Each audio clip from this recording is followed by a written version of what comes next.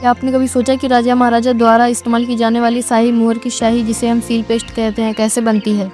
इसकी कहानी शुरू होती है भोर के समय एक शांत कमल के तालाब से।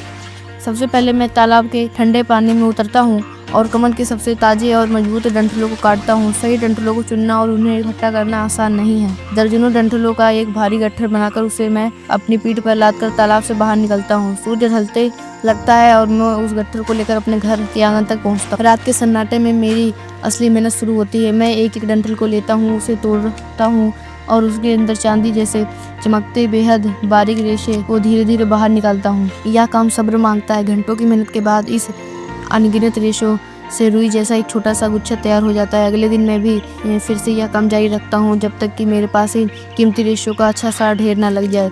अब इन नाजुक रेशे को मजबूत बनाने का समय है। मैं इन्हें एक बर्तन में पानी के साथ डालकर आग पर उबालता हूँ। उबालने से ये रेशे न सिर्फ शुद्ध होंगे बल्कि उनमें एक लचीलापन भी आ जाता है।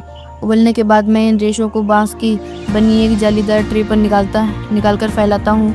इन्हें असली तरह सुखाता हूँ और फिर कैंची से छोटे छोटे टुकड़ों को काट लेता हूँ। इन सूखे रेशों को मैं कम से कम 6 महीने या उससे ज़्यादा समय के लिए संभाल कर रख देता हूँ। अब हम इस पेस्ट को दिली यानी इसका तेल तैयार करते हैं। हम अरंडी का तेल कर लेते हैं। इसकी गंध को शुद्ध करने के लिए मैं इसे एक मिट्टी के बर्तन में डालता हूँ। फिर मैं इसमें कुछ खास जड़ी बूटियाँ जैसे नेचुरल पेपरकॉर्न और एंजेलिका की जड़ें डालता हूँ। इस तेल को धीमी आंच पर पकाया जाता है और फिर एक साफ कपड़े से छान लिया जाता है ताकि सारी अशुद्धियाँ निकल जाए। छने हुए तेल को वापस बर्तन में डालकर उसमें पीला मोम और पैराफिन वैक्स मिलाया जाता है। यह मोम तेल को गाढ़ा करने में मदद करता है। अब सबसे कठिन परीक्षा शुरू होती है। इस तेल को मैं पूरी एक रात और एक दिन यानी 24 घंटे धीमी आंच पर उबालता हूँ। इस प्रक्रिया से तेल में मौजूद पानी की आखिरी बूंद भी सूख जाती है। अगले दिन मैं इस पके हुए तेल को एक बड़े सिरेमिक जार में डालता हूँ और उसका मुंह कपड़े से बांधकर सील कर देता हूँ। तेल जार को मैं एक गुफा या तहखाने में दफनाने ले जाता हूँ और सूखी मिट्टी में 7 दिनों के लिए दफना देता हूँ। मिट्टी की ठंडक तेल में से अतिरिक्त गर्मी आग का असर खींच लेती है। 7 दिन बाद जब जार को बाहर निकाला जाता है तब यह तेल शहद और गोंद जैसा गाढ़ा और सुनहरे रंग का हो जाता है। जब जाकर यह तेल मेरी स्याही के लिए तैयार हुआ है। स्याही का रंग सिनमवार नाम के एक खास लाल खनिज पत्थर से आता है। इस पत्थर को मैं पहले शराब से धोकर साफ करता हूँ और फिर मूसल में बारीक पीसता हूँ।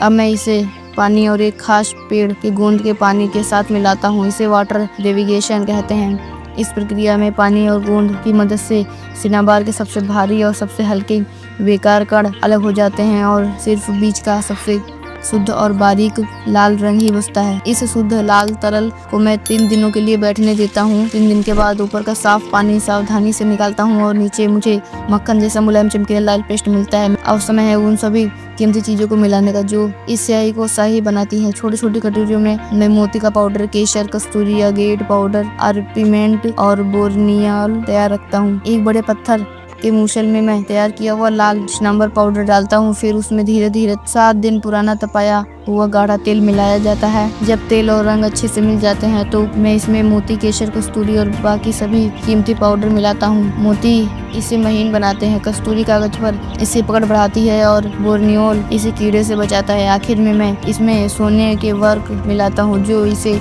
एक शाही चमक देते हैं। अब इस मिश्रण को उस चीज को मिलाने की बारी है जिसके लिए हमने 6 महीने इंतजार किया था, हमारे कमल के रेशे। मैं इन रेशों को रुई की तरह नरम करता हूँ और फिर लाल पेस्ट में डाल देता हूँ। यह रेशे इस पेस्ट के कंकाल की तरह काम करते हैं जो स्याही को मोहर पर एक साथ बांधे रखते हैं। इस पूरे मिश्रण को मैं तब तक कूटता हूँ और मसलता हूँ जब तक कि हर एक रेशा इस लाल तेल और सिनाबार को पूरी तरह से न पी ले। इस तैयार पेस्ट को मैं एक बड़े से लपेट कर 7 दिनों के लिए तेज धूप में तपने के लिए रख देता हूँ। इस मेरी लौंग कवान सील पेस्ट तैयार है। यह एक गाढ़ी रेशेदार और गहरे लाल रंग की स्याही है। जब आप इस स्याही से मोहर लगाते हैं तो निशान एकदम साफ और चमकदार आता है। इसकी खासियत देखिए, अगर आप इस कागज को पानी में डुबो देते हैं तब भी यह स्याही फैलती नहीं है और अगर आप इसे आग में जला भी देते हैं तो कागज पर जल जाएगा लेकिन आपकी इस मोहर का लाल निशान पीछे रह जाएगा। यह सिर्फ स्याही नहीं, यह धैर्य, परंपरा और मेरे पुरखों के ज्ञान का प्रतीक है जो आज भी जिंदा है। ऐसे वीडियोस देखने के लिए चैनल को सब्सक्राइब कर लो। Thank you.